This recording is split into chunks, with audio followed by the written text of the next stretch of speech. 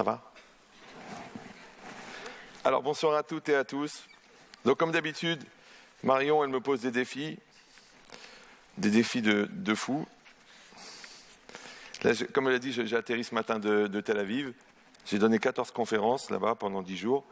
Et les 14 conférences m'ont fait moins peur que cette conférence.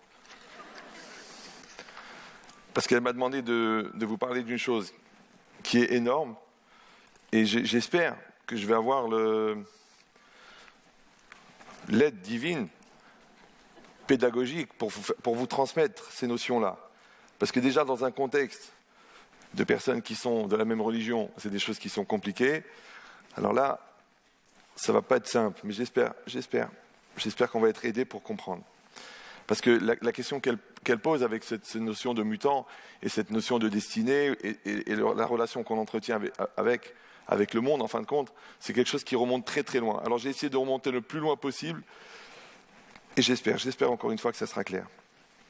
Alors vous savez que l'homme est fait en 3 parties. Bien sûr, je vous donne la version de la Torah. Hein. Ne me demandez pas le catéchisme, j'ai arrêté très très tôt. Donc l'homme est fait en 3 parties.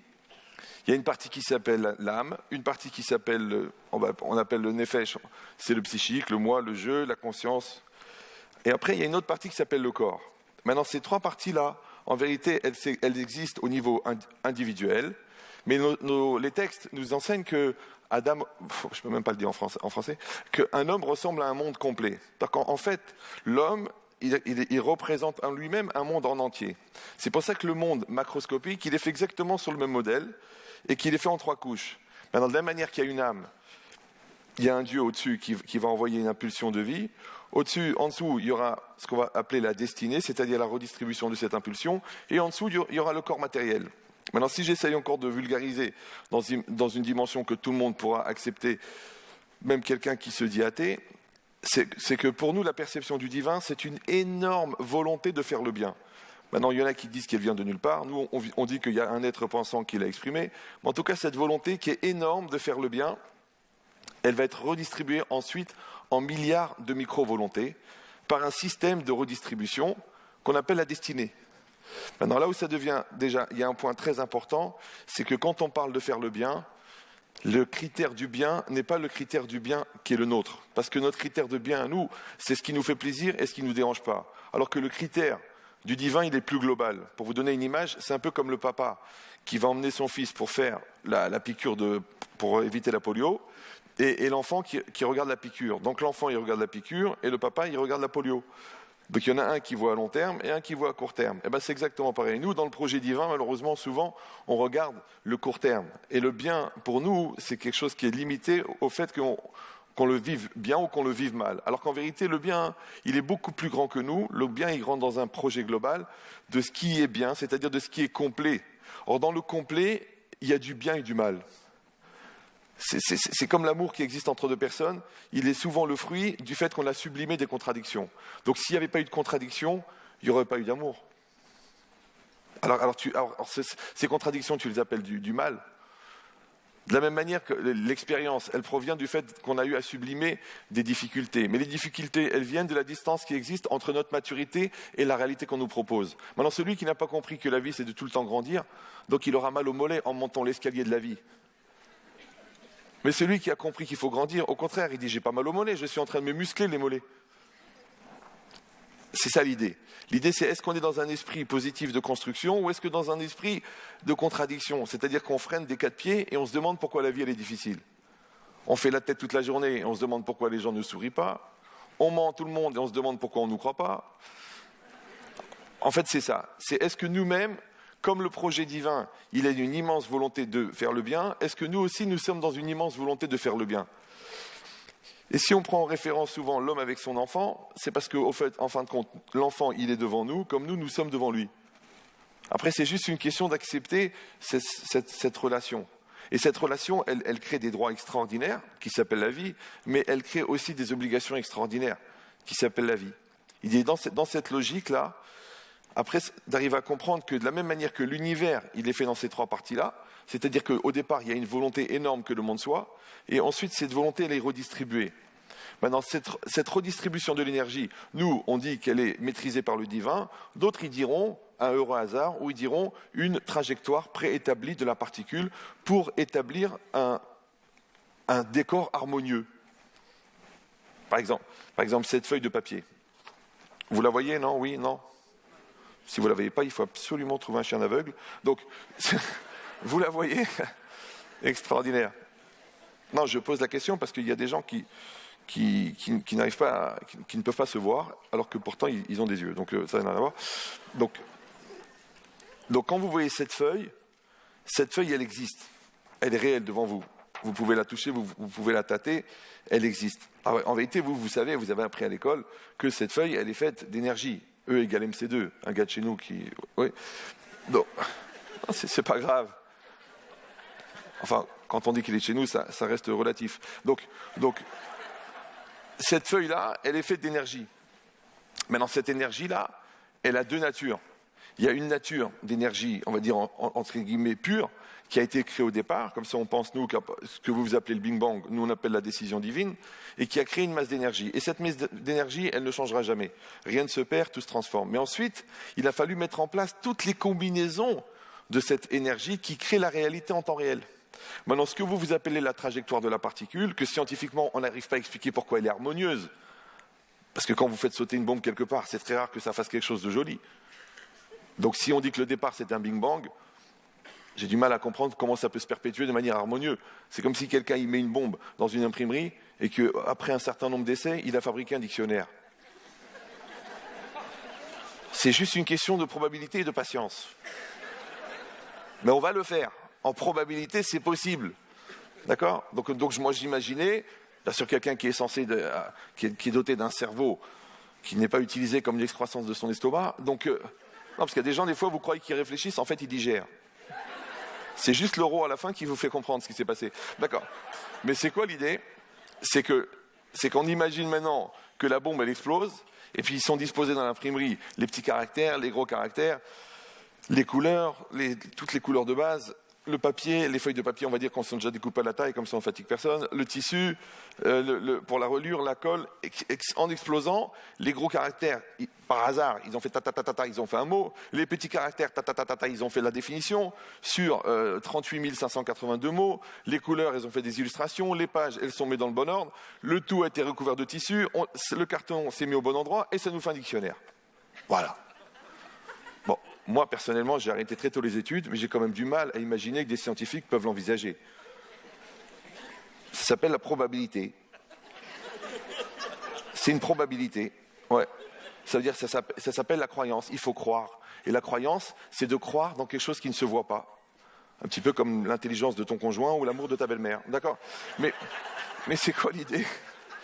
Non, peut-être que là, j'ai trop poussé l'exigence. Il faut rester raisonnable. Mais c'est quoi l'idée ? Alors Marion, elle m'a dit, j'espère que vous allez être marrant. Je dis, mais je suis très stressé. Quand je suis stressé, j'arrive pas à faire rigoler.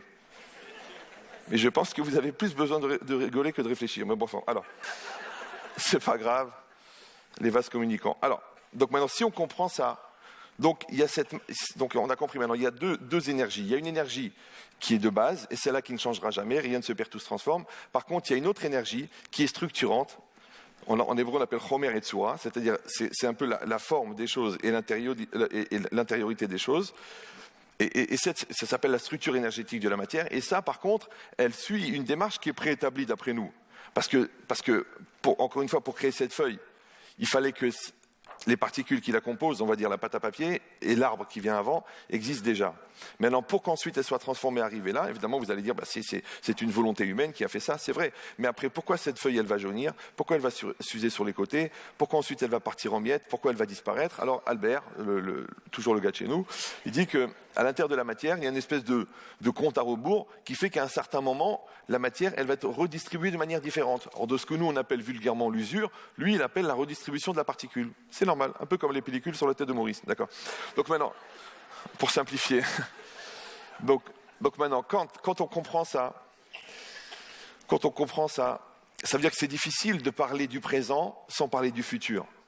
Parce que pour imaginer que le présent existe, il fallait déjà imaginer qu'à l'époque du passé, ce présent-là était exprimé comme le futur présent. Oui, non ? Voilà. Non, c'est pas parce que c'est formulé de manière compliquée que c'est pas simple. C'est rien.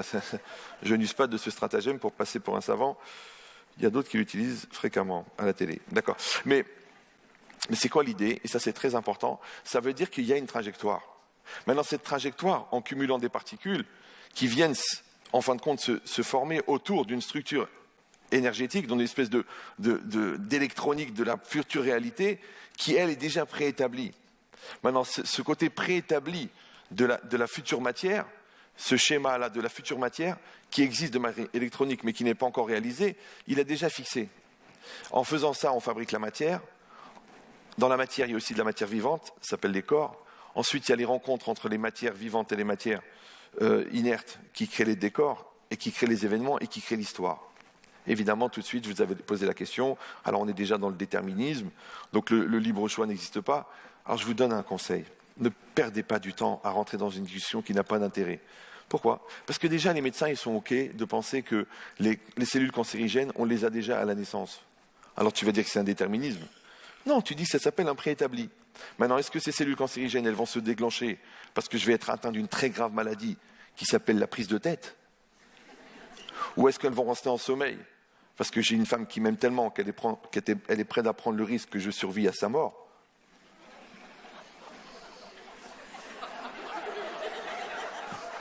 Bon, je ne pourrais pas traiter tous les cas personnels. Parce que j'ai un ressenti de sous-entendu qui est très très puissant. Donc, j'ose pas imaginer ce que ça pourrait être en consultation directe. Alors, cette idée-là, et c'est ça qui est important, c'est de comprendre que le fait que des choses soient préétablies, c'est pas très grave. Parce que ce qui est important, c'est pas le décor, c'est ce qu'on en fait. Oui, maintenant que tu dis le hasard vous a mis ensemble, ou que Dieu vous a mis ensemble, ça change rien. La vraie question, c'est de savoir qu'est-ce que vous allez faire avec la personne en face. Est-ce que vous allez grandir? Est-ce que vous allez développer de la communication? Est-ce que vous allez vous aimer? Est-ce que vous allez vous haïr? Est-ce que vous allez vous tromper? C'est ça qui est important. Mais de dire que c'est préétabli, c'est pas grave. Comme cette salle, il fallait bien qu'elle existe. C'est pas que Marion, avant-hier, elle a dit tiens, en fait, pourquoi pas Reims? Non, elle pouvait pas. Elle a été construite, la salle. Et après, nous, on s'inscrit. Maintenant, c'est juste d'arriver à comprendre. Est-ce que tout ça, c'est une réalité physique ou simplement une illusion d'optique dans laquelle on s'inscrit? Comme vous êtes là. Pour moi, vous n'êtes pas un ensemble de personnes. Non, je vous dis la vérité. Pour moi, vous êtes une masse de bonne volonté. C'est comme ça que je perçois. Maintenant, si je perçois une mauvaise volonté, j'ai pas envie de transmettre. Pourquoi je vais transmettre? Pourquoi? Pour faire un spectacle? Aucun intérêt. Non. Et moi, j'ai une bonne volonté et vous avez une bonne volonté. Et cette communion des bonnes volontés, elle crée ce qu'on appelle vulgairement la compréhension. Maintenant, si on n'est pas dans une communion de bonne volonté, à cause des a priori, à cause de la fatigue, à cause du fait qu'on a peur de rater son train, à cause que la fille qu'on voulait draguer, elle est partie à la conférence d'avant, chacun a ses raisons. Alors, on n'est pas dans la communion des volontés, donc on n'aura pas de communication. Parce que communiquer, ça vient de commun, commun c'est comme un. Donc, si on n'a rien en commun, comment on communique? Ah, on communique tout seul. D'ici, c'est ça. Donc, on dit qu'au niveau du corps, le corps de l'homme comme le corps de l'univers, c'est le même principe. En fin de compte, c'est cette masse. Et cette masse-là de molécules qui va en changeant, parce que de la même manière que le monde il évolue selon une trajectoire préétablie, mon corps aussi, il évolue selon une trajectoire préétablie. C'est-à-dire que génétiquement, que je le veuille ou non, à un certain moment, je vais avoir des épaules, des abdominaux. Vous gardez ça pour vous, s'il vous plaît. Oui. C'est que la grossesse de la femme dure 9 mois, celle de l'homme dure 30 ans. C'est un truc... On ne sait pas ce qui va accoucher, mais on se doute que c'est un truc sérieux.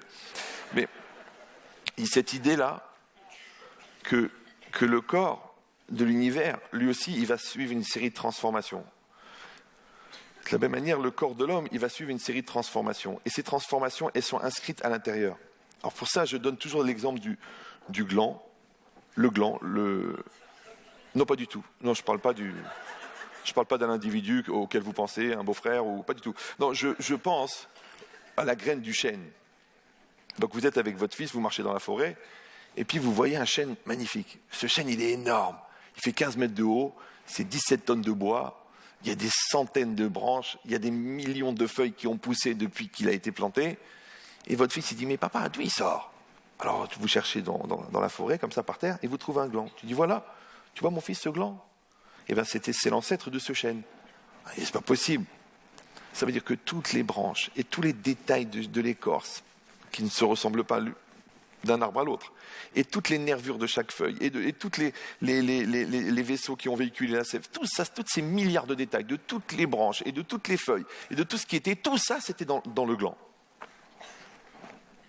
Simplement qu'il s'est passé un certain temps entre le moment où on l'a mis en terre, où il est tombé dans la terre, et le moment où il a poussé.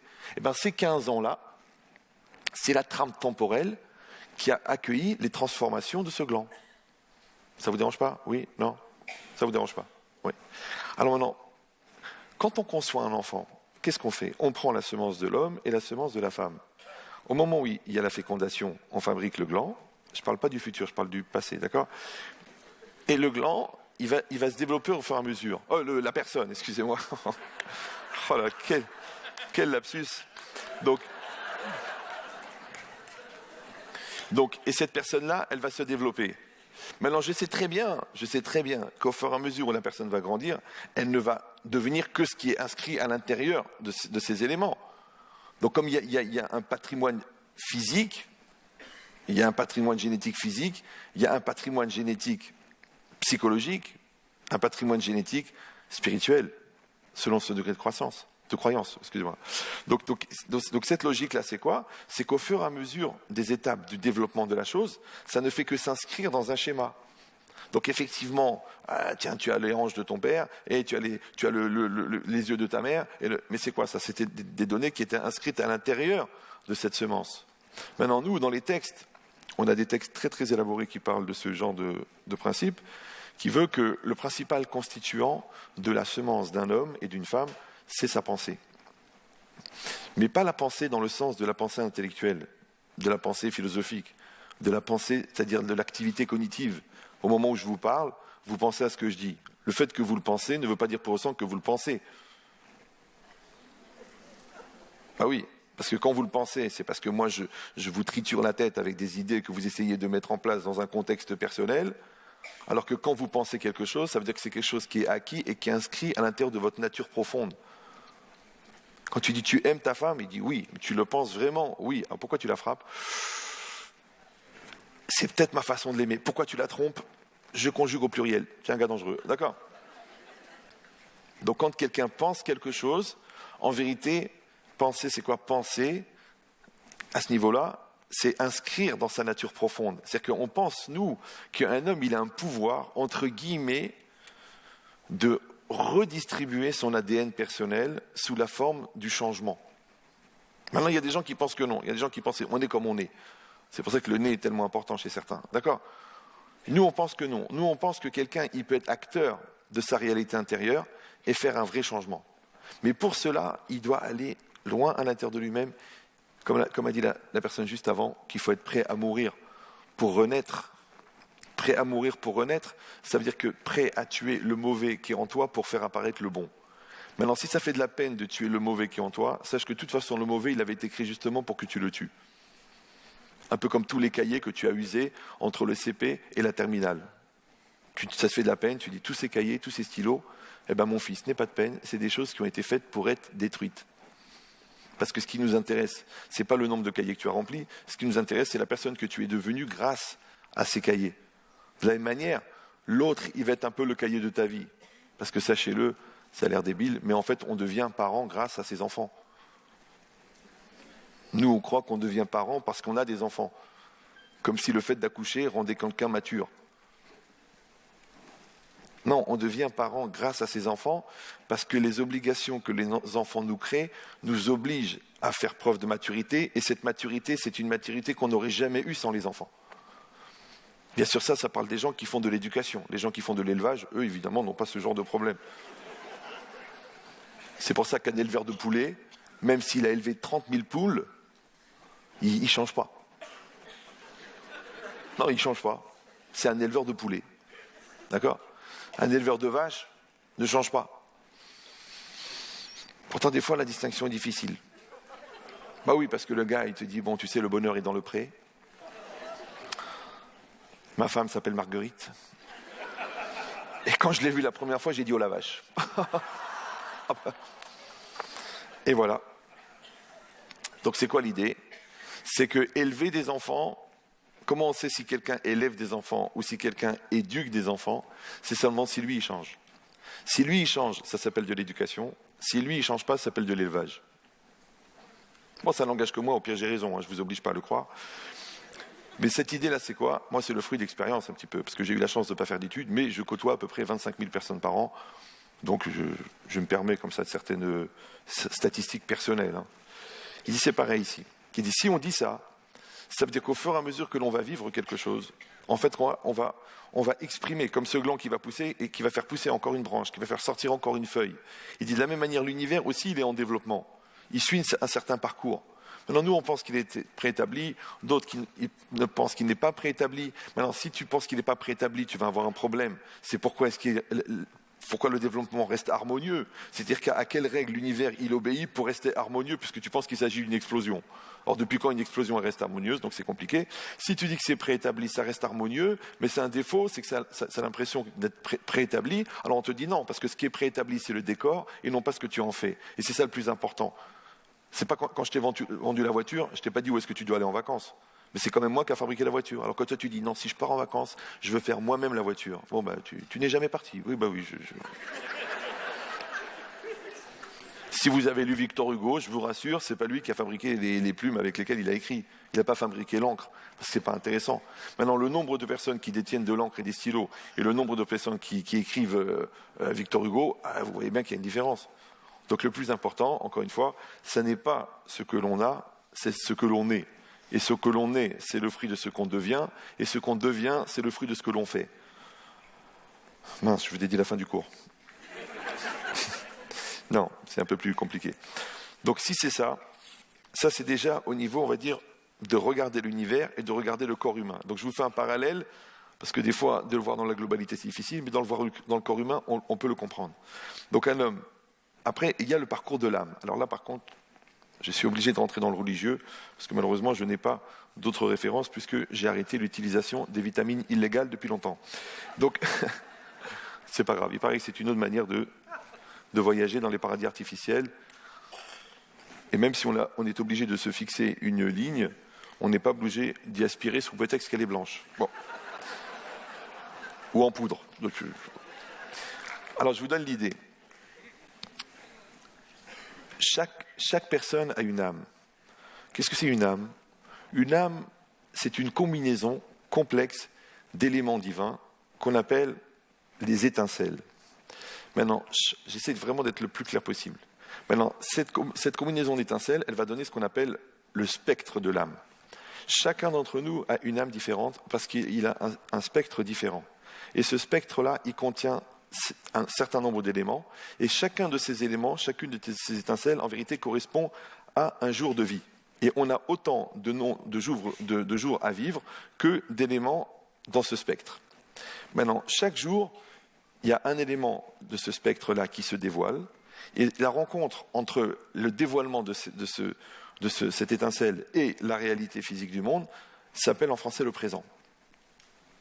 Maintenant, chacun d'entre nous a une âme différente, et en vérité, chacun d'entre nous a un présent différent. C'est-à-dire qu'il y a une formidable illusion d'optique de croire que parce qu'on est au même endroit, on vit la même chose. C'est une erreur. C'est pour ça que quand vous avez 5 personnes impliquées dans un événement, chacun a une vision de l'événement. Quand vous avez 5 personnes dans une famille, chacun a une vision différente de l'autre. Et la preuve, c'est qu'au moment du deuil, on réunit tous les endeuillés et chacun va partager l'image qu'il avait de la personne. Et en fin de compte, on voit que l'image, elle est plurielle, elle n'est pas singulière. Et c'est normal, parce que chacun a un angle de vue, a une perception, a une sensibilité différente, a un cerveau différent, a une culture différente, a une approche différente, donc c'est normal. Ça veut dire que c'est impossible d'avoir une vision globale si on refuse le pluriel. C'est d'ailleurs pour ça qu'on partage. Parce qu'on essaye d'avoir la vision globale en adhérant à la vision plurielle. Maintenant, celui qui refuse l'adhésion globale, il peut le faire, parce qu'il dit « moi j'ai ma vision à moi, j'ai mon opinion », mais c'est dommage parce qu'il lui manquera 99% de l'iceberg, puisque l'iceberg, il est à 99% sous l'eau. Et sous l'eau, c'est quoi? C'est ce que tu ne vois pas. Et ce que tu ne vois pas, c'est ce qui se passe dans la tête de l'autre. Donc vous êtes la masse de l'iceberg. Et moi, je suis la pointe. Et vous aussi, on voit votre pointe, mais on voudrait voir votre masse. Maintenant, quand les gens conjuguent leur bonne volonté, étant donné que la volonté, elle est le moteur de l'existence, et en même temps le moteur de la communication, donc on peut créer une dimension globale, même si on n'a pas tout réglé les détails de la transmission. simplement parce qu'il y a une volonté positive de le faire. C'est pour ça que des gens qui ne parlent pas la même langue, quand ils ont le désir de se comprendre, ils se comprennent, et des gens qui parlent la même langue, et parfois même qui ont un passé commun, et il y en a même qui ont une vie commune et qui ne se comprennent pas. Comment c'est possible ? Parce que le secret, c'est que les gens qui s'écoutent sont les gens qui s'entendent. Donc les gens qui ne s'entendent pas ne s'écoutent pas. C'est simple. Il dit, cette logique-là, quand elle est reportée au niveau de l'âme, c'est que l'âme, en vérité, on a dit tous les jours, elle va développer une certaine étincelle. Cette étincelle-là, quand elle arrive dans la réalité, je sais que c'est très très abstrait pour vous, et moi-même dans des milieux autorisés, des gens qui l'étudient depuis des années, ça me prend 1h30 pour leur expliquer, donc là je ne sais pas très bien dans quel contexte on va réussir à le faire, puisque j'enlève le texte, il reste le... Bon, d'accord. Détendez-vous. Donc c'est quoi l'idée ? C'est qu'au moment où cette étincelle, elle sort de la personne, elle arrive dans la réalité. Maintenant, la réalité, elle contient la matière et le temps. Moi, là, j'ai des contraintes de temps. Là, il y a de la matière. Je tiens sur quelque chose de solide. Vous-même, vous êtes là en face de moi. Je ne peux pas vous traverser. Ça s'appelle la matière. Et ça s'appelle aussi le temps. Maintenant, le monde intérieur, lui, n'est pas soumis au temps ou à la matière. Là, les scientifiques essaient depuis des années d'essayer de trouver des ordinateurs qui vont plus vite que le cerveau. Mais le cerveau ne va pas vite. Je m'excuse de le dire pour les scientifiques. Le cerveau ne va pas vite. Le cerveau n'est pas soumis au temps. Maintenant, à l'intérieur de mon corps, il y a une dimension qui s'appelle mon jeu, mon être, mon psychique, et au-delà, il y a mon âme. Et mon âme, elle existait avant que le monde existe, puisqu'elle est d'origine divine, donc elle est intemporelle. Le problème, c'est le moment où cette énergie-là, elle traverse mon psychique, elle traverse mon physique, et elle arrive à l'extérieur, de quelle nature elle est. Cette étincelle divine, quand elle traverse le psychique, elle s'appelle la volonté. C'est comme ça qu'elle est perçue de manière consciente. Mais ça ne veut pas dire qu'elle est volonté. Sa nature elle-même n'est pas volonté, elle est énergie. Mais c'est l'homme, le jeu, en disant « je veux », qui prend en main cette énergie et qui va l'orienter vers quelque chose ou vers autre chose. Quand cette énergie, elle passe par le corps, alors elle s'appelle la vie, en science, en éthique médicale. Parce qu'on dit, tiens, le cœur bat, tiens, le cerveau, il bouge. Maintenant, on ne comprend pas pourquoi. Est-ce que quand la vie a quitté l'homme, on ne peut pas la remettre ? Parce que c'est une chose qui n'appartient pas à l'homme. C'est pour ça qu'on est obligé de respecter cette vie au-delà de nos contraintes ou de nos intérêts commerciaux ou de nos intérêts économiques. Parce que quelque chose qui est plus grand que nous. Donc cette même énergie, quand elle rentre dans le psychique, elle s'appelle la volonté. Quand elle rentre dans le physique, elle s'appelle la motivation. Elle s'appelle ce qui fait bouger le corps. Et quand elle rentre dans le vécu, quand elle arrive à l'extérieur, elle s'appelle la détermination. C'est-à-dire que l'air comprimé qui va faire bouger la grue, la volonté positive qui va développer mon couple, la confiance que j'ai en mon enfant qui fait que lui-même se met en mouvement, la croyance que j'ai dans mon produit qui fait que le produit se vend, la conviction que je mets dans la voix qui fait que vous comprenez de quoi je parle, tout ça c'est quoi ? C'est une énergie. Maintenant cette énergie-là, elle n'est pas humaine. Voilà, je l'ai dit. Elle n'est pas humaine. Mais l'utilisation qu'on en a est humaine. Et c'est ça le paradoxe. C'est qu'on va contenir quelque chose qui n'est pas humain, donc par définition qui est infini, mais nous allons en avoir une utilisation finie. Après chacun selon ce qu'il désirera en faire. Maintenant, quelqu'un qui va mettre ça dans du commercial, alors il aura une envie de commercial infini. Celui-là, il va le mettre dans la haine, il va avoir une envie de haine infinie. Celui-là, il va le mettre dans le génie, il va développer des idées que personne n'aurait pu imaginer.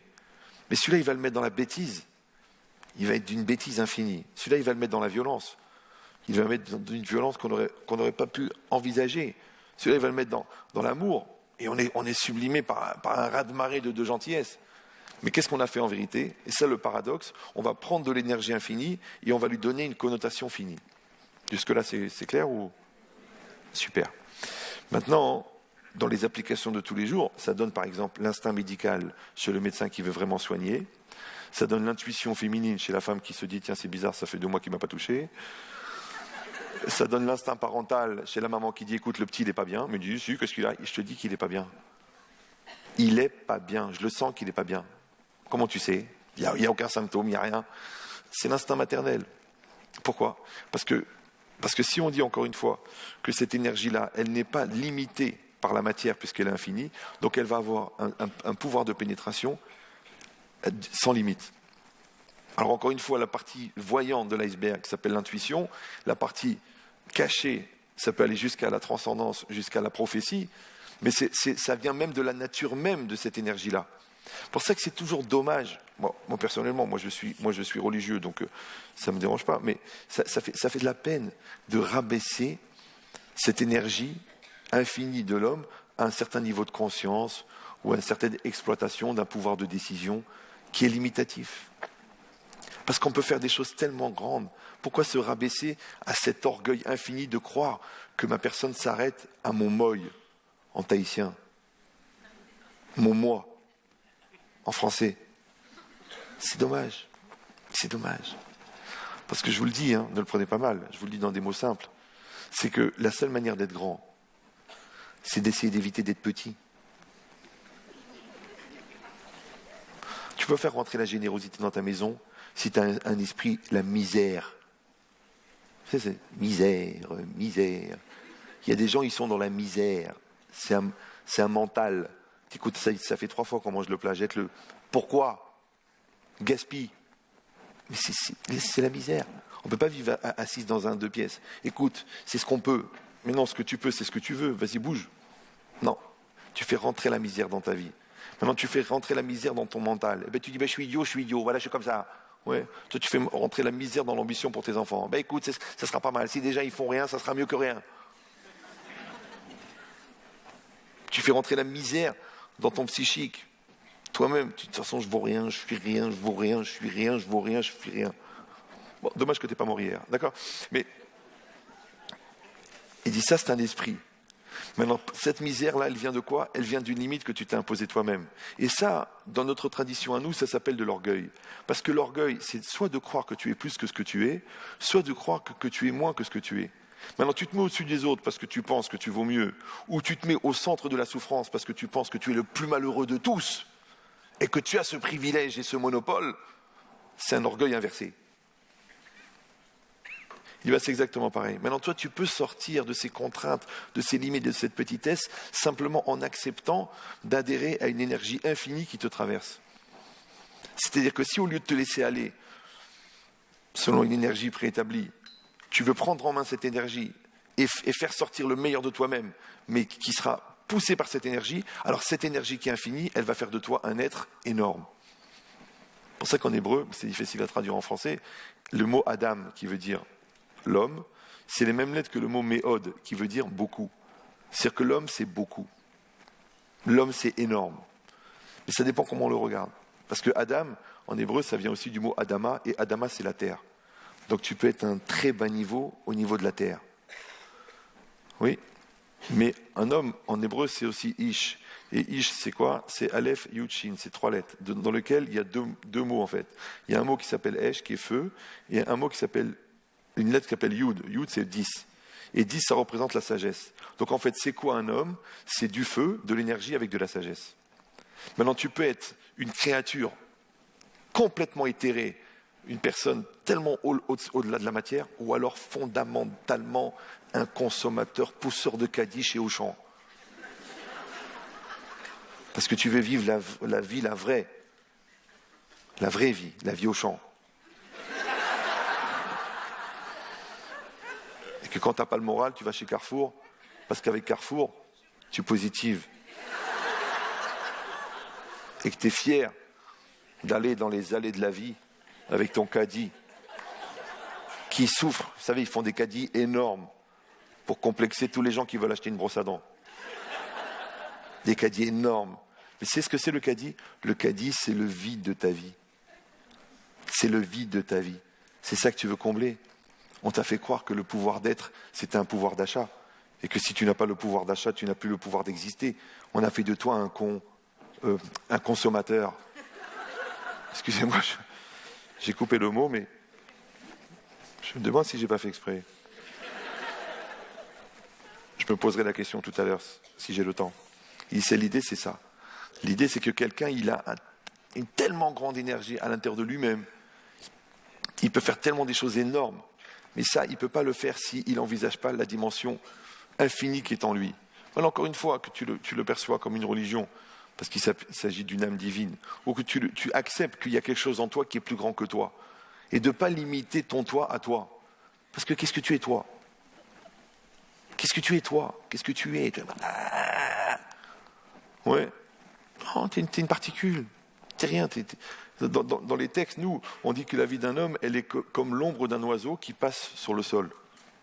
L'ombre d'un oiseau. Je n'ai pas dit qu'il s'est arrêté, je n'ai pas dit qu'il a été gravé dans le marbre. L'ombre, vous savez comment elle passe, l'ombre? Et l'ombre, c'est quoi? C'est quand on fait écran devant la lumière, ce qui apparaît, c'est l'ombre.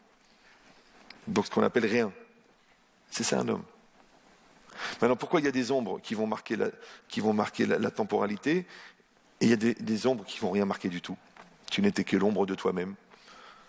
Mais c'est très simple. Parce que si tu as profité de cette ombre-là, qui est l'ombre de la lumière, donc la lumière, c'est ce que tu produis, l'ombre, c'est ce que tu produis, et la lumière, c'est ce que tu es. Si tu as profité de cette lumière pour produire quelque chose qui est beaucoup plus grand que toi, eh ben, tu verras que cette lumière, elle continuera à briller dans les yeux des gens qui t'ont connu après que tu sois mort. Mais si tu n'as fait que de l'ombre, c'est-à-dire que tu étais un producteur, tu as produit ton diplôme d'ingénieur, après tu as produit tes 230 000 euros pour acheter ta maison, après tu as produit tes 20 000 euros par an pour manger, toute ta vie tu étais un producteur. Mais le but de la vie, c'est pas de produire. Le but de la vie, c'est de devenir. Parce que ce qu'on est, c'est ce qu'on est devenu. Et ce que tu transmets à tes enfants, c'est ce que tu es devenu. Donc quelqu'un qui va vivre des choses, mais sans faire un changement profond chez lui, eh bien bizarrement, ses enfants ne lui ressemblent pas. Comment ça se fait? Parce qu'il n'est pas devenu. Et par contre, quelqu'un qui est devenu, quand tu rencontres son petit-fils, tu dis, mais attends, vous n'êtes pas le petit-fils d'un tel?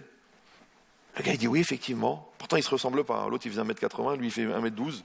L'autre, il était grand et beau, lui, petit et moche. Ouais. Il dit, mais vous êtes le petit-fils parce que tu dégages une énergie qui représente ce que la personne était. Mais on ne peut pas être quelqu'un qui devient si on n'est pas le fils de quelqu'un qui lui-même est devenu. Donc nous, quand on éduque nos enfants, on doit les éduquer à devenir. On ne doit pas les éduquer à produire. Parce que produire, à quoi ça sert de produire? De toute façon, on va tous mourir. Non, c'est vrai. Le gars, il a 6 appartements. Tu crois qu'à Pantin, on va lui trouver un cercueil pour lui mettre les 6? Le pauvre, ça fait de la peine. Le gars qui avait l'habitude de vivre dans 800 mètres carrés, on lui octroie un studio en longueur. Il a peine s'il arrive à bouger. Mettez-le un peu à l'aise. Il avait l'habitude d'être à son aise. Non, parce que c'est pas ça le but de la vie. Le but de la vie, c'est que l'enveloppe corporelle qu'on t'a donnée, tu vas l'utiliser pour devenir quelqu'un d'extraordinaire. Maintenant, ton âme, t'en fais pas, elle est extraordinaire par définition, puisqu'elle est extraordinaire. Elle est en dehors de l'ordinaire. Et ton corps, que tu le veuilles ou non, c'est une masse de particules organisée de manière harmonieuse pour les gens qui ont les qualités morales qui vont avec. D'accord? Et au milieu, il y a quoi? Il y a une personne. Et cette personne-là, où elle va être quelqu'un d'énorme, ou elle va être quelqu'un de petit. Il dit maintenant, dans ce schéma-là, quand l'âme, elle vient, parce que nous, dans notre tradition, l'âme est déterminée au moment de la conception, au moment où les parents conçoivent l'enfant, selon le degré de communion, le degré d'amour, le degré de lien, le degré d'investissement, le degré de projection dans la vie et le degré d'ambition spirituelle, on décide de l'âme qu'on va mettre à l'intérieur. C'est à ce moment-là qu'on détermine une l'âme. Maintenant, l'âme, elle doit suivre, elle, une autre démarche. Parce que pour l'instant, on parle beaucoup du moi. C'est-à-dire que moi, je viens au monde et je grandis, je vieillis, je meurs. Et mon corps, lui aussi, il se développe, il se flétrit et il disparaît. Ça, c'est un parcours qui s'appelle la trajectoire du corps, un parcours qui s'appelle la trajectoire de l'homme, de l'être. Mais il y a un autre parcours, et ce parcours, il existait avant moi. C'est le parcours de l'âme.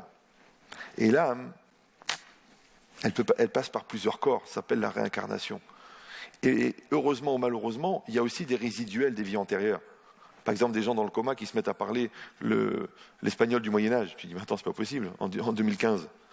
Oui, il y a plein de cas comme ça, des choses incroyables qui arrivent, des gens qui sont traumatisés par la Shoah, alors qu'ils ont grandi dans un milieu qui n'avait aucun rapport avec ça, de l'autre côté de la Méditerranée. Pourquoi? Parce que, et c'est là que je vous demande encore une fois, ou de m'écouter ou de me faire confiance, ou les deux, c'est que quand on dit que chaque jour, l'étincelle, elle est exprimée dans la réalité, à ce moment-là, c'est l'homme qui va décider, selon son libre arbitre, qu'est-ce qu'il va en faire. Est-ce qu'il va en faire de l'essentialité? Et c'est ce qui va être en fin de compte, son existence future, ou est-ce qu'il ne va pas en faire de l'essentialité, et à ce moment-là, cette étincelle-là qui n'a pas été utilisée, elle va être obligée d'être reconditionnée dans une autre âme, qui va peut-être revenir dans une autre vie, ou peut-être que lui-même aura l'occasion de la rencontrer. Je donne une image. Comme nous, on le développe. Maintenant, encore une fois, vous n'êtes pas obligés. Je sais que pour beaucoup d'entre vous, vous avez fait une croix sur le judaïsme, alors que nous en faisons une Magen David. D'accord. Mais je vous donne l'idée. Imaginez quelqu'un, il a 20 ans. Comme ça, on explique. Quelqu'un, il a 20 ans. Et puis, il est en face d'une jeune fille, et puis il a envie de faire une grosse bêtise avec elle. Genre de bêtise physique que l'on peut faire en faisant croire à l'autre qu'on va l'épouser, mais qu'en fait, c'est juste une exploitation physique d'une partie de son corps qui nous intéresse de manière limitée. Mais elle ne le sait pas, parce qu'on ne peut pas dire à quelqu'un, écoute, j'ai besoin. On dit à quelqu'un, je t'aime, tu seras la femme de ma vie, je serai là pour toi, et l'autre, elle suit, ça existe. Bon. C'est pour ça que chez nous, avant le mariage, 0. Tu signes, tu t'engages, tu vois les parents, tu fais le mariage, et après, on te laisse tranquille dans la chambre à coucher. Et si quelqu'un va dire, bon écoutez, sexuellement, il faut être quand même plus libéré, je ne sais pas, hein, encore une fois, ça n'engage que moi, hein, je ne sais pas combien d'avantages on peut tirer à tous les traumatismes qu'on a cumulés dans des espoirs non réalisés, ouais, pour dire qu'ensuite, c'était ça, l'amour. Parce que j'y ai cru, ça n'a pas marché. J'y ai cru, ça n'a pas marché. J'y ai cru, ça n'a pas marché. Maintenant, si j'enlève tous les gens qui sont venus pour profiter et ceux qui sont venus pour investir, comment le cumul de tout ça, ça peut s'appeler le bonheur. Alors que quand la personne dit, écoute, moi je veux te rendre heureuse. Tu veux me rendre heureuse? Oui, je veux te rendre heureuse. Tu viens voir mes parents, tu t'engages, tu signes un contrat de mariage. Chez nous, ça se passe comme ça. Tu fais une soirée, il y a des témoins. Et maintenant, et tu fais une préparation d'engagement à me rendre heureuse. Et avec ça, c'est pas facile. Mais si on est tous les deux comme ça sur la plage, et tu me dis, tu veux qu'on aille faire une balade en mer? Je dis, écoute, pourquoi pas? J'ai rien à faire dans ma vie, toi aussi. On prend une barque, ce qu'on appelle une galère quand c'est plus grand. On met 2 rames, on monte dedans, comme ça naturellement. On pousse la barque vers la mer, et quand on est vraiment dans la mer, on va voir qui c'est qui va ramer. Et cette logique-là, c'est quoi? C'est que je ne peux pas engager l'avenir d'un autre si moi-même, je n'ai pas pris les garanties que cet engagement, il ne va pas être au détriment de l'autre. C'est difficile. Ça s'appelle la maturité en français. Alors, comme il y a beaucoup de gens qui confondent la joie et le plaisir, et que l'autre peut être l'objet du désir, donc à ce moment-là, ça ne s'appelle plus de l'amour, ça s'appelle de la masturbation en communauté. C'est-à-dire, j'utilise ton corps pour me faire plaisir, tu utilises le mien pour te faire plaisir. Mais qui a dit qu'on va en sortir indemne au niveau psychologique? Qui a dit qu'on pourra remonter la 2e fois? Qui a dit qu'il ne va pas falloir prendre de l'exomil pour absorber le choc du fait de se dire qu'en fin de compte, la personne, elle s'est toujours moquée de moi, alors qu'elle-même, peut-être, elle ne le savait même pas. Donc, c'est exactement pareil. Quand moi, je fais le lien avec une femme que j'aime, comme moi je fais le lien avec cet enfant, comme moi je fais le lien avec cette entreprise, comme moi je fais le lien avec vous, que j'investis une énergie pour faire passer quelque chose, il n'y a pas de différence. Il y a des règles, et il y a des principes qui vont garantir la valeur de ce qu'on fait. Sinon, qu'est-ce qu'on fait? On fait des courants d'air. Alors autant mettre des ventilateurs et c'est tout. On ne veut pas. On veut produire quelque chose d'intemporel, on veut produire quelque chose de grand, on veut produire quelque chose d'énorme. Et cette chose-là, c'est ce qu'on essaie de faire. On essaie de faire de l'intemporalité, ce qu'on appelle vulgairement de l'essentialité. Maintenant, d'être prêt à le faire, ça ne peut ne se faire qu'avec des conditions extrêmement précises et avec une volonté extrêmement pure. Et à ce moment-là, le miracle se passe. Un peu ce qu'on vous vend au cinéma, sauf que le gars au cinéma, c'est juste un scénariste frustré qui l'a jamais vécu et qui essaie de le raconter pour que les gens en rêvent. Donc ça fait un rêveur et un frustré qui regardent les deux le film. Mais si vous êtes des gens vrais, et vous savez que ça existe, parce que cette personne-là, vous l'avez rencontrée, parce que cet événement-là, vous l'avez vécu, parce que cet instant-là, vous l'avez exprimé, vous savez que ça existe. Alors après, la discipline, c'est ce qui permet de le perpétuer. Ou non, vous allez faire semblant. Vous allez venir au séminaire, vous allez manger bio, et puis en cachette, vous allez manger des bonbons chimiques. Vous allez revendiquer la pureté du monde, mais vous allez boire du coca. Donc il y a un moment ou un autre. Ce que nous on appelle le repentir, moi je pense que dans la rue ça s'appelle la cohérence.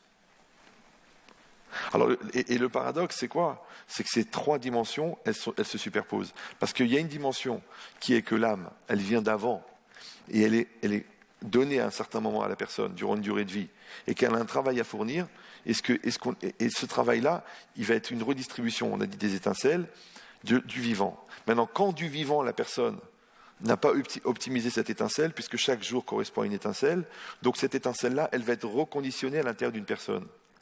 Par exemple, que cette personne-là, encore une fois, elle a 19 ans, elle a 20 ans, et elle a abusé physiquement d'une jeune fille, et après elle lui a dit, écoute, je t'aime pas, t'es pas mon genre, et l'autre, la pauvre, elle s'est donnée entièrement comme si c'était son mari, et qu'après on lui dit, tu sais, c'est la vie, c'est pas grave, tu trouveras ailleurs meilleur. Alors qu'est-ce qu'on dit, nous, dans notre tradition? C'est que cette étincelle-là, de cette jeune fille-là, qui a subi une souffrance, une frustration de quelqu'un qui lui a menti pour abuser physiquement d'elle, cette étincelle, elle revient dans un autre corps. Et quel corps elle revient? Dans la fille de ce monsieur-là. 20 ans après. Et il se retrouve en face d'une fille qui lui dit, écoute papa, je te dis la vérité, moi je veux être libéré sexuellement. D'accord? Je veux des préservatifs, je veux avoir un stérilet, parce que j'ai besoin de m'exprimer sexuellement, le jour, la nuit, avec des adultes, des enfants et des chiens. Alors lui dit, mais enfin chérie, tu as 12 ans. Attends un peu, prends l'exemple de ta mère, d'accord? Qui a 45 ans n'a toujours pas trouvé le point, elle est au F, elle attend le G, d'accord? Ouais. Il dit, mais c'est quoi l'idée? C'est que maintenant, ce monsieur-là, il se retrouve là avec une enfant qui écoute France Info toute la journée. Il dit, mais comment je vais faire? Mais quel dérèglement, quelle souffrance, quel truc, comment je vais faire? Donc il va falloir qu'il trouve les mots. Il va falloir qu'il trouve les mots pour la convaincre que c'est une perdition, que c'est une destruction, qu'en fait elle est en train de marchander de l'affection à la place d'une recherche de reconnaissance, et que c'est pas elle, et qu'elle a le droit à plus, et que c'est seulement un manque de respect d'elle-même et un manque de dignité, et que si elle se construit, et si elle se transforme, et si elle s'assume, elle n'aura pas besoin d'aller mendier de l'amour, parce que l'amour viendra vers elle, c'est pas elle qui ira le mendier. Mais pour trouver les mots, il va falloir qu'il change. Il change de quoi? Il change de ce monsieur-là qui, à l'époque, quand il avait 19 ans, il a justement profité de cette situation sur une personne qui, elle aussi, était en manque d'amour. Donc cette étincelle, elle est revenue chez sa fille, pour que lui, ça lui crève le cœur d'avoir à trouver l'argument. En trouvant l'argument, il va en fait réparer ce qu'à l'époque, il n'a pas géré.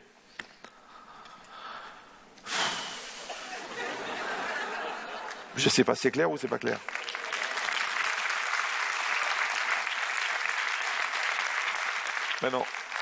Maintenant, ça c'est par rapport à quelqu'un qui est très proche. C'est quelqu'un qui vient de ta chair, un enfant. Des fois, ça peut être un élève. Des fois, ça peut être une rencontre.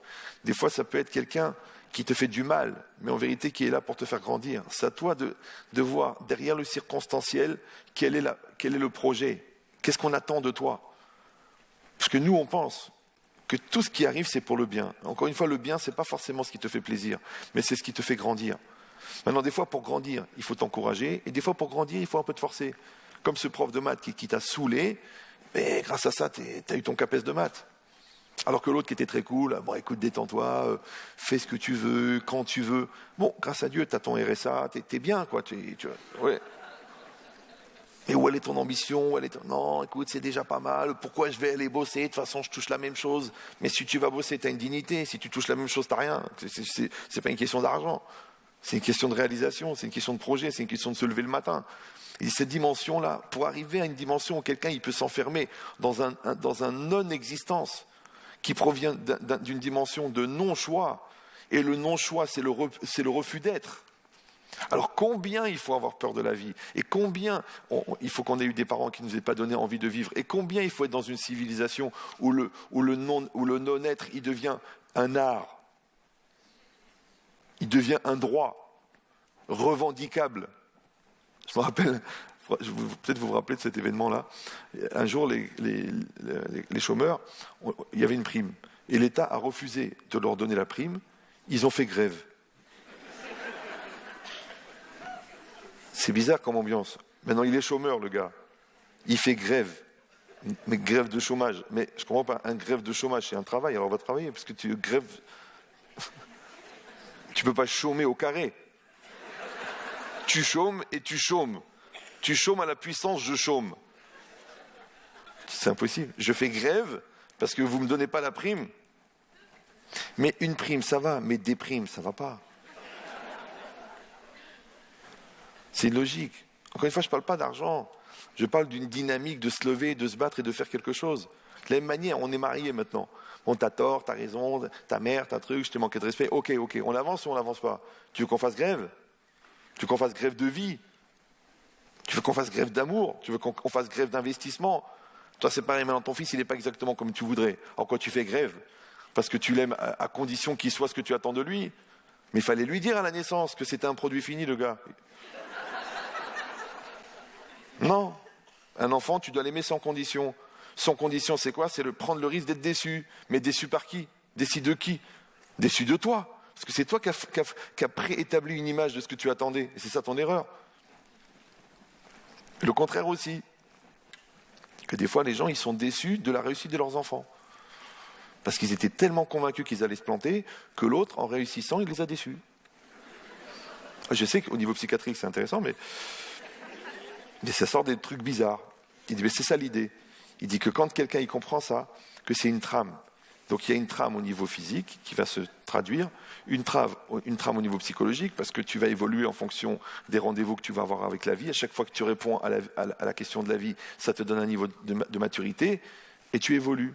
Et bien, au niveau spirituel, c'est la même chose. C'est-à-dire que ton âme, elle va produire ces étincelles-là, mais elle suit une démarche. Alors après, c'est de comprendre comment ces trois trajectoires, elles se superposent. C'est-à-dire qu'au moment où l'étincelle traverse ton corps, elle apparaît dans le psychique sous la forme de l'énergie, et dans ton corps, elle apparaît comme la transformation de tes cellules. Mais c'est les trois trajectoires qui se superposent. Maintenant, le problème, c'est qu'elles sont interactives. Donc quand toi, tu es mal dans ta tête, automatiquement, ça se ressent sur ton corps, ça s'appelle un symptôme. Quand tu ne veux pas, tu es dans le déni de l'énergie de ton âme, tu trouves que ta vie n'a pas de sens, parce que d'être un consommateur, à bout d'un moment, ça fait c'est un peu dépassé. Parce que celui qui n'a pas tout ce qu'il voudrait, il peut toujours rêver qu'en l'ayant, il sera heureux. Mais celui qui a déjà tout, il se demande pourquoi il vit un jour de plus. Donc celui qui ne veut pas tomber dans ce piège-là, de confondre le verbe être avec le verbe avoir.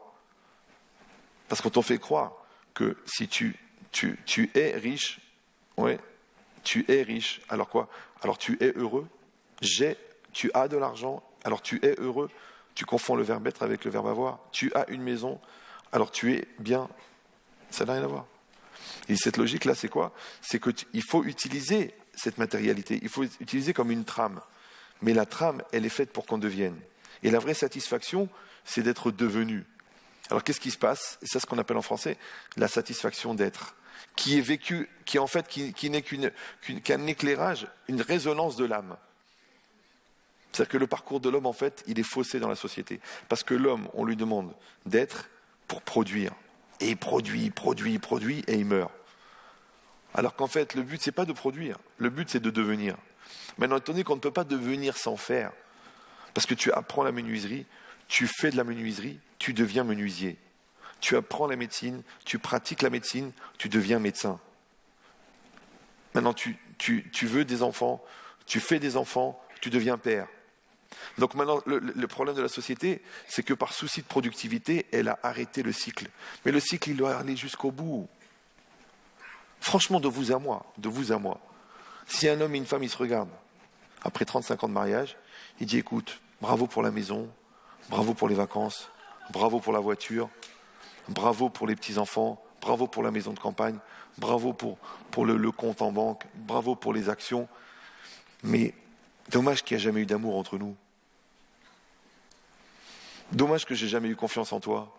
Dommage que je me suis jamais senti proche de toi. Dommage.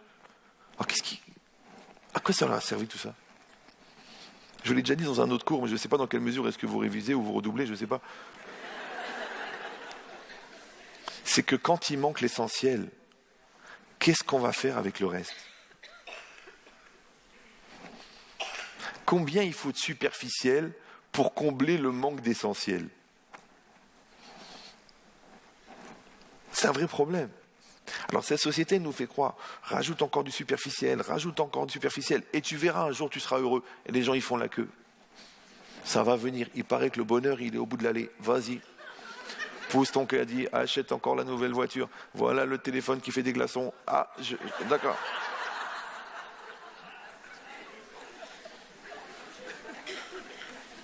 Mais peut-être qu'un jour tu vas dire, est-ce que je suis obligé d'envoyer un texto à mon fils pour lui parler? Est-ce que je pourrais pas aller dans la chambre, lui prendre la main et lui dire, tu sais que papa il t'aime? Le petit va dire, attends papa, excuse-moi, mais là c'est trop violent. Tu m'envoies un email. Je le lis doucement, je l'ouvre si je veux l'ouvrir. Et toi, tu la fermes quand je te le dis. D'accord? C'est ça le problème.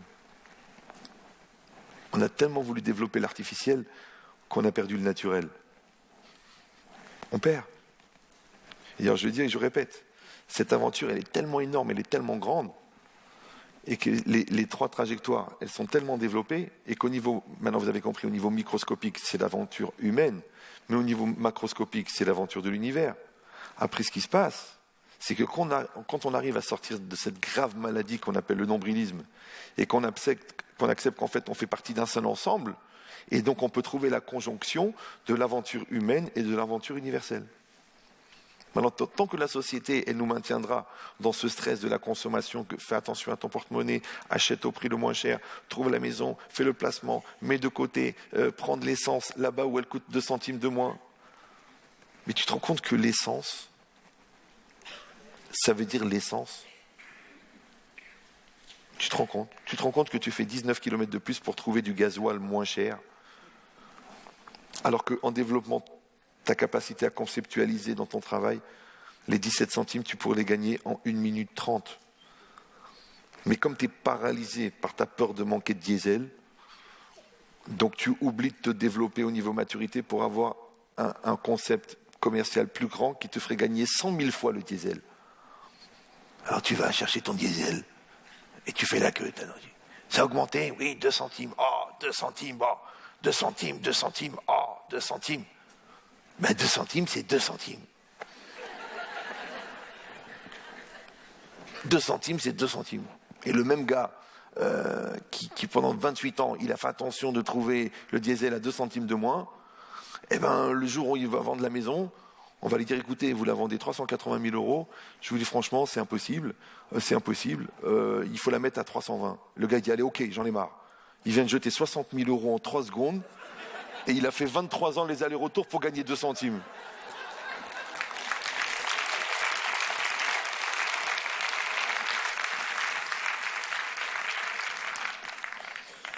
Maintenant, le gars qui a jeté 60 000 euros, ça ne me fait pas de la peine. C'est pas grave, il en faut des pigeons. Ouais. Ce qui me fait de la peine, c'est le gars qui a jeté son mariage en 3 secondes. C'est le gars qui a jeté ses enfants en 3 secondes. Tu me contredis, tu m'écoutes pas, tu manques de respect, tu quittes la maison. Attends, il t'a juste dit qu'il était différent de toi. C'est pas interdit pour l'instant. Ou non? Peut-être que oui, peut-être c'est interdit. Peut-être c'est interdit de ne pas être la 3e jambe de son père. Peut-être, de ne pas être une excroissance de l'autre. Peut-être. Alors je te dis, apprends le pluriel. Apprends qu'on n'est pas 1, on n'est pas 2, on n'est pas 3, on est des milliards. Et essaye de fonctionner. Maintenant, on ne va pas tous dormir dans le même lit. Ça a été proposé en 68, mais ça n'a pas marché, d'accord? On va pas tous penser la même chose, on ne va pas parler la même langue, on ne va pas manger tous le même sandwich, avec le même fromage qui coule, et avec la même canette. Ça, on croit que c'est du mondialisme. En vérité, c'est juste une redistribution du parc clientèle. Ouais. Mais peut-être qu'on peut dépasser nos limites, encore une fois, de notre moi, de notre petitesse, pour élargir ça. J'ai dit ce matin, j'ai atterri à 5 heures du matin de Tel Aviv. Après, j'ai dormi quelques heures. Après, je suis venu. Et j'avais un stress dans le train. J'ai dit, le train, il va se soulever tellement je suis stressé. Mais moi, de ma petite expérience, moi, c'est mon métier, je suis conférencier, je ne fais rien d'autre. Enfin, à part ça, j'essaye d'aider un peu les gens. Mais j'ai une clé personnelle. C'est que la valeur de ce que je vais produire, elle dépend de l'effort que j'ai fourni pour y arriver. Donc, je savais que j'étais fatigué. Donc, je disais, je vais faire quelque chose de bien. Ou alors je vais dire, écoutez, je pète la forme, tout est réglé, les plaquettes sont bonnes, l'ambiance est bonne, le salaire est prévu, allez, on y va. Ça s'appelle une prestation. Une prestation, ça veut dire que tu es pressé d'arriver à la station. Non, c'est... Non. Moi, je crois en Dieu. Donc je dis, Dieu, il a voulu que je sois là, et j'essaye d'être là. Maintenant, D'être là, ça ne veut pas dire d'être là physiquement, parce que ça, je n'ai pas l'habitude de rater les rendez-vous, mais d'être là mentalement, d'être là volontairement, d'être là positivement. Mais quand je vais être là, pour moi, ça va être un test. Ce test-là qui va se poser, c'est un texte qu'on a dit qui n'est pas un texte qui arrivait maintenant, ce jour-là, le 22 à 17h05, quand je commence à parler. C'est un test qui est le fruit d'un cheminement qui m'a amené là où je suis. Oui, et que peut-être mes recherches philosophiques quand j'avais 14 ans et les études de théologie que j'ai fait pendant des années et les dizaines de conférences et les milliers de personnes que j'ai aidées, elles m'ont aidé à devenir la personne que je suis pour venir aujourd'hui vous proposer quelque chose. Donc ce test-là, en vérité, il est le fruit de toutes ces étincelles, tous ces cumuls d'étincelles. C'est pour ça qu'on ne peut jamais renier son passé, parce que son passé, il est que le producteur de son présent. Dis donc, je m'accepte, et je suis comme je suis, et je le fais, et je l'assume, et je grandis. Il dit maintenant, là où ça devient compliqué, c'est que ça participe aussi d'un projet qui est plus grand que moi. Et on a dit que ces étincelles-là, elles sont redistribuées. Ça veut dire que quand une âme, elle finit son temps de vie, c'est-à-dire une personne finit son temps de vie, et qu'on lui a donné une âme pendant ce temps-là, mais les âmes qui ont été reconstituées avec toutes les étincelles qui n'ont pas été exploitées, elles sont reconditionnées pour fabriquer d'autres âmes. Donc quand je vais venir, moi, peut-être que je viens avec des éléments d'une autre âme qui ne sont pas les miennes. Et là maintenant, on touche un problème qui est plus vicieux, qui s'appelle la réincarnation. Et dans la réincarnation, vous savez qu'on peut être réincarné dans un corps d'homme, dans un corps de femme, dans un corps d'animal, dans un végétal, dans un minéral. Je sais que pour vous, c'est un petit peu... Attends, ça, même dans les films d'horreur, on ne l'a pas imaginé. Moi, je vous dis ce que je sais. Donc si, par exemple, dans notre tradition, on a une obligation de dire une bénédiction en buvant un verre d'eau, selon la Kabbalah, c'est aussi pour réparer l'énergie divine que nécessite cette étincelle qui s'est réinscrite dans ce verre d'eau. Ça peut être aussi par rapport à une nourriture, ça peut être aussi par rapport à un animal, ça peut être aussi par rapport à une personne qui est en face de nous, ça peut être aussi avec une personne qui n'est pas de la même religion que nous, qui n'a rien à voir. Mais cette rencontre-là, elle n'est pas fortuite.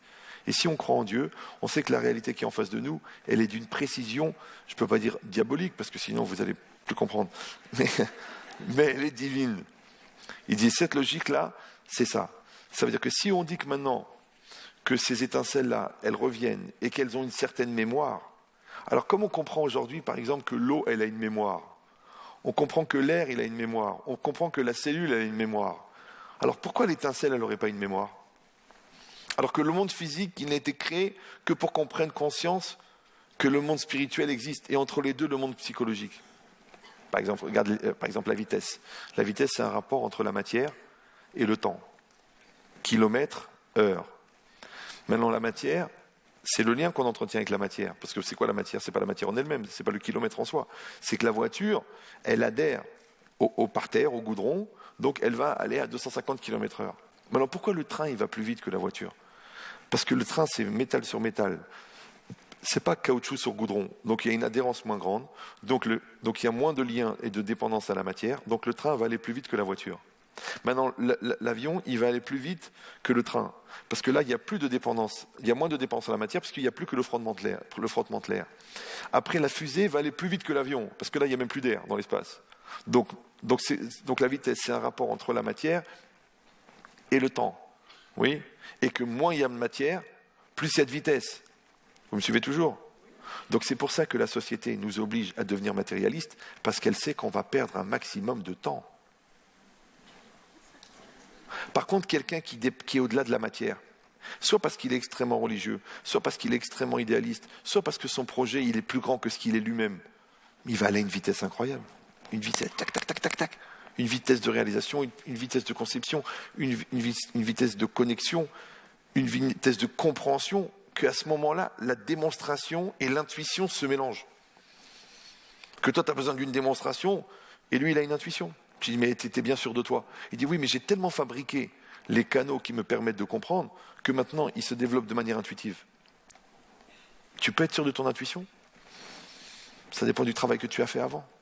On dit qu'Einstein, à la fin de sa vie, il ne pouvait plus démontrer ses intuitions. Maintenant, après, il y a des gens qui s'en sont chargés. Ils ont mis 90 ans à développer les intuitions d'Einstein sur certains types d'équations qui sont étudiées dans un département spécifique au CNRS, spécialisé dans les équations d'Einstein qui n'ont pas été éclairées par Albert lui-même. Mais c'est quand même intéressant qu'un type qui a mis 10 secondes à penser quelque chose, l'autre, il a mis 90 ans pour le comprendre. Ah, tu te dis, mais pourquoi ça va tellement vite? Alors, je t'explique pourquoi. Parce que là, il est dans le monde réel, dans la matière et dans la démonstration. Et là, il est dans le monde intérieur. Et le monde intérieur, on a dit, n'est plus soumis au temps. Et là, l'intuition, c'est le sommet, juste avant la prophétie, du non-temps. Donc, imagine la différence de vitesse. Maintenant, je vous dis la vérité. Ne le prenez pas mal, hein, je juge personne. Quelqu'un qui est très fort, qui est très formé, qui est bien dans sa peau, qui aime la vie, qui est instruit, qui est religieux, qui est équilibré, qui est construit, qui se projette, qui se maintient tout le temps dans une trame positive, il a du mal. Alors quelqu'un qui est lourd, qui est bête, qui est cupide, qui est méchant, qui est j'allais dire un mot arabe. Bon. Non, je me prépare pour le futur de la France. Donc, j'exagère. Ça, c'est vraiment se voiler la face. Alors, donc on se calme. J'ai du mal à me maintenir déjà. Donc c'est quoi l'idée? Et ça, c'est très très important. C'est qu'une personne, si elle comprend ça encore une fois, alors elle comprend qu'on contient cette mémoire. Maintenant, si on dit que, d'après notre tradition, après vous les débrouillez avec votre culture, c'est que ces étincelles, elles sont redistribuées et que je retrouve, en fin de compte, à l'intérieur de moi, des étincelles, attention, d'autres âmes.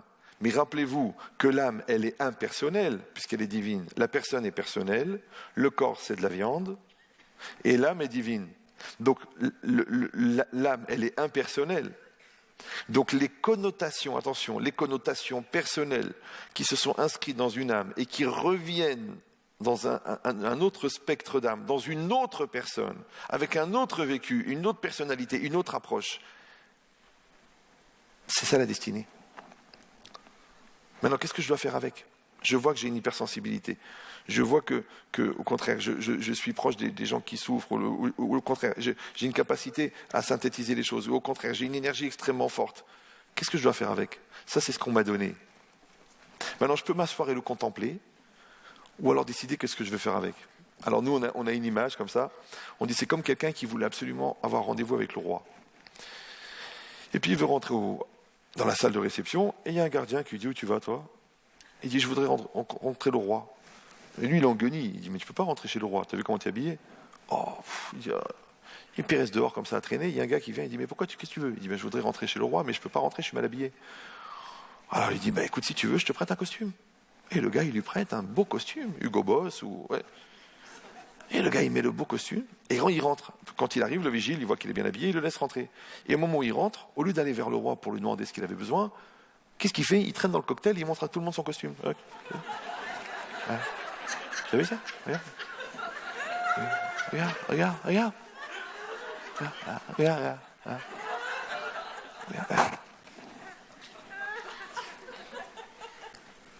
Le roi, c'est le rendez-vous avec Dieu. D'accord? Et pour les non-croyants, c'est le rendez-vous avec l'essentiel. Le costume, c'est tous les outils qu'on t'a donnés pour rentrer dans ce monde. Les gens malins, ils utilisent le costard pour aller voir l'essentiel, et les imbéciles, ils friment avec le costard.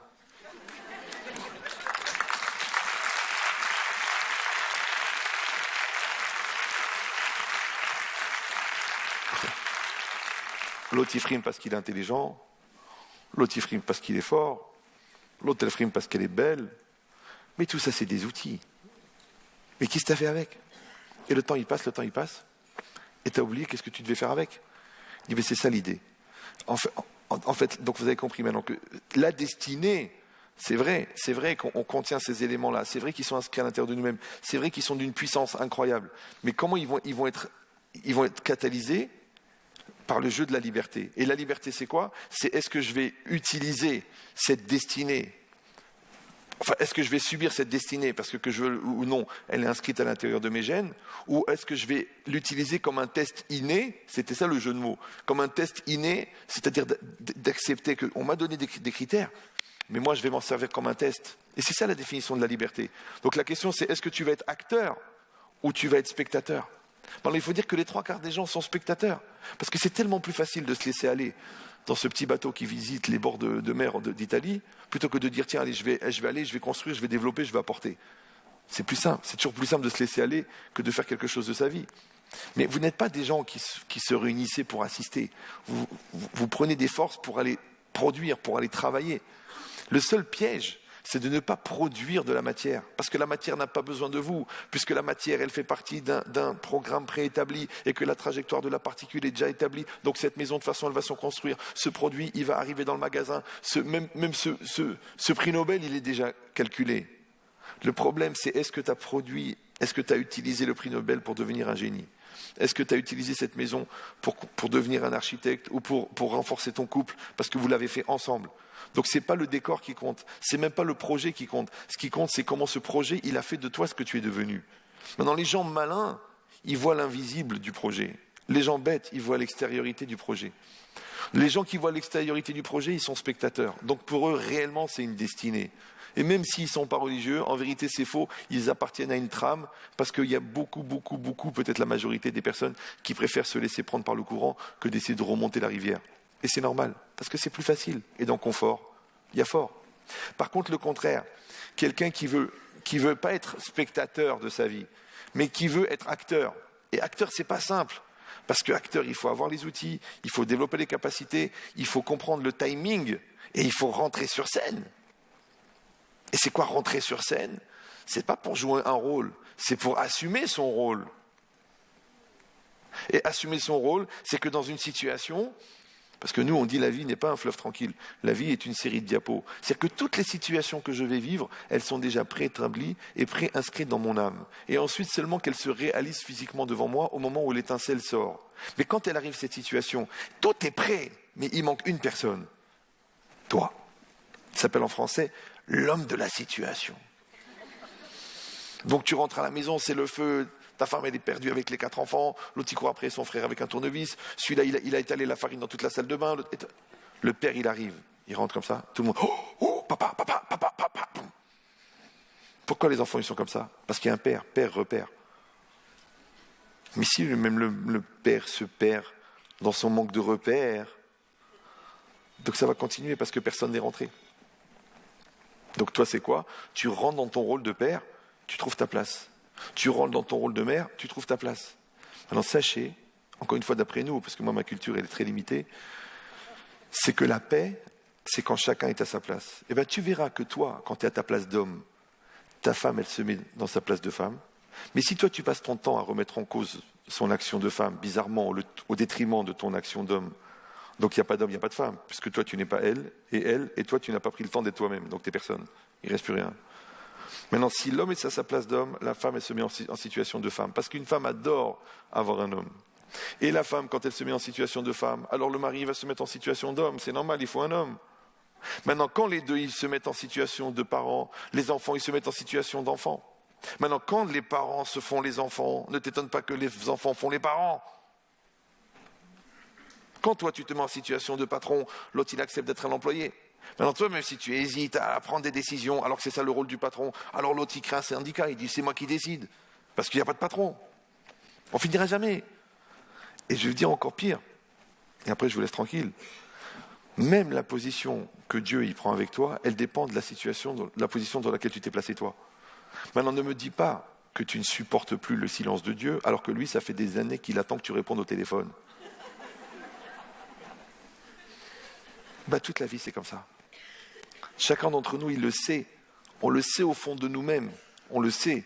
Maintenant, de faire cet effort-là, d'accepter d'être à sa place, et que chacun, il va combler ce qu'on attend de lui, alors le puzzle, il va être magnifique. Parce que ce qui est moche dans un puzzle, c'est quand il manque des morceaux. Et ce qui est beau dans un puzzle, c'est quand il est complet. Maintenant, vous savez comment on fait un puzzle ? Ça, c'est un truc que j'ai jamais compris. Le gars, pourquoi il achète ce puzzle-là plutôt que l'autre ? Alors, je vous fais le sketch. Il rentre dans le magasin de puzzle. Bonjour. Je voudrais un puzzle. Oui, lequel ? Celui-là.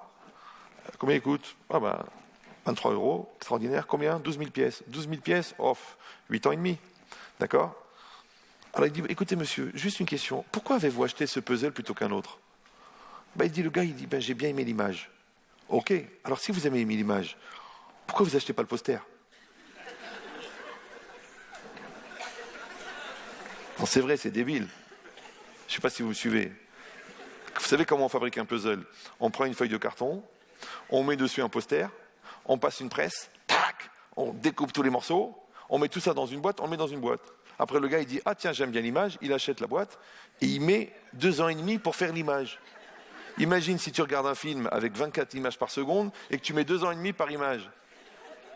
Tu dis « Je suis à la moitié, j'espère vivre jusqu'à la fin du film ». Alors, je vous donne le secret. Tout à l'heure, on a dit, la destinée, c'est le puzzle en entier. Maintenant, qu'est-ce qu'on fait? On coupe en morceaux, on le met dans une boîte. La boîte, c'est quoi? C'est toi. Maintenant, chaque jour, tu vas sortir un morceau du puzzle et tu vas fabriquer du puzzle.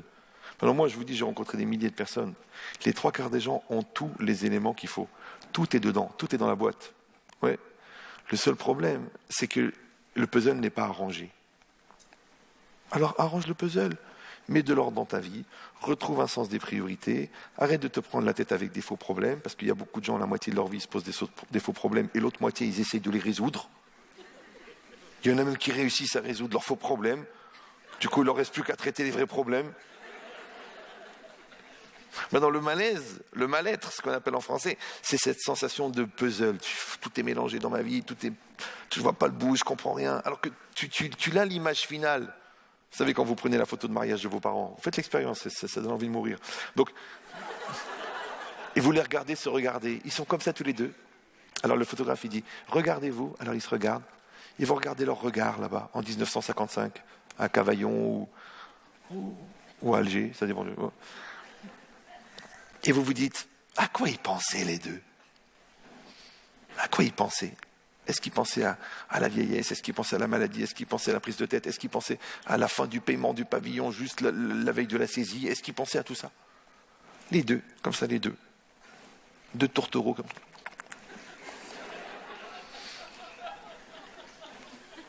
Tu sais ce que c'est ça? Ils pensaient à leur puzzle fini. Ils avaient l'image, ils se voyaient avec leurs enfants, leurs petits-enfants, tous réunis, eux tout vieux, tout fripés, et tout le monde est là, papy, mamie, papy, oh papa, maman, oh combien. Ils voyaient le puzzle fini. Le problème, c'est que le puzzle, on te le vend en morceaux et qu'après, il faut le monter. Maintenant, sachez que celui qui n'aime pas la photo, il ne va pas acheter le puzzle. Et s'il ne garde pas la photo en tête, il ne va pas monter le puzzle. Il y a même des tricheurs qui vont fouiller dans les puzzles des autres. Mais c'est pas ton puzzle, qu'est-ce que tu fais là, toi?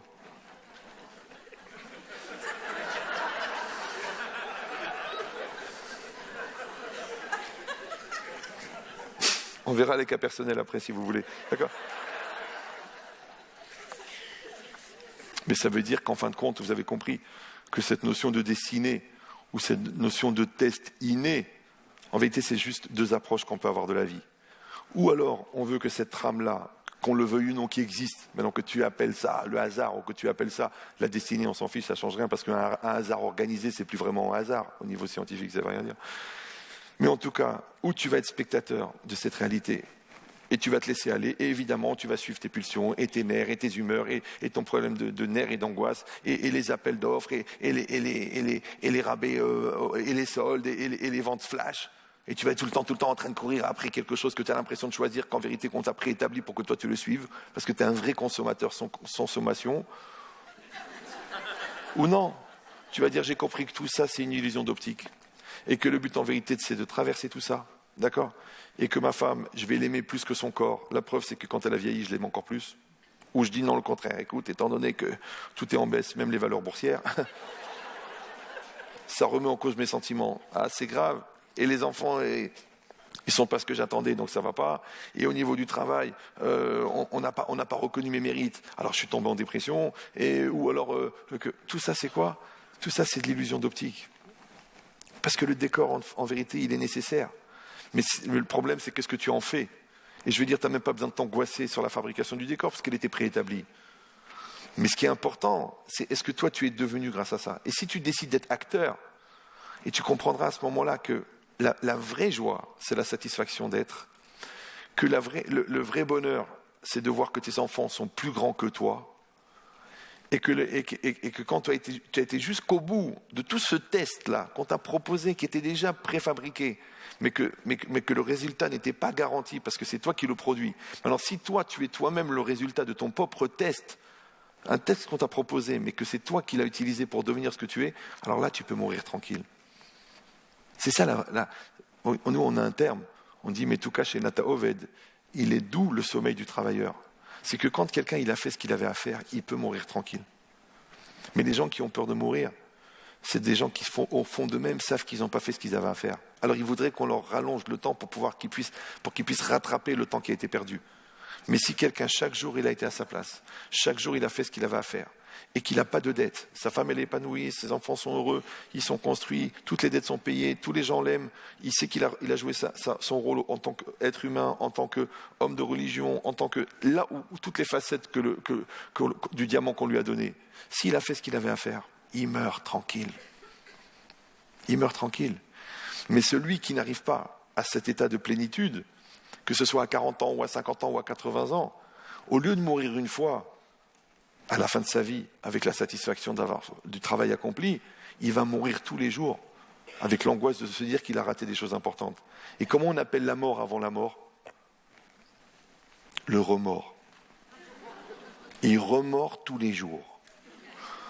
Donc je vous souhaite de mourir une seule fois, à la fin de votre vie, avec cette plénitude, cette sérénité, et de comprendre que tout ce que vous aurez réussi à produire, ça sera tellement plus grand que vous, que ça valait la peine de le vivre.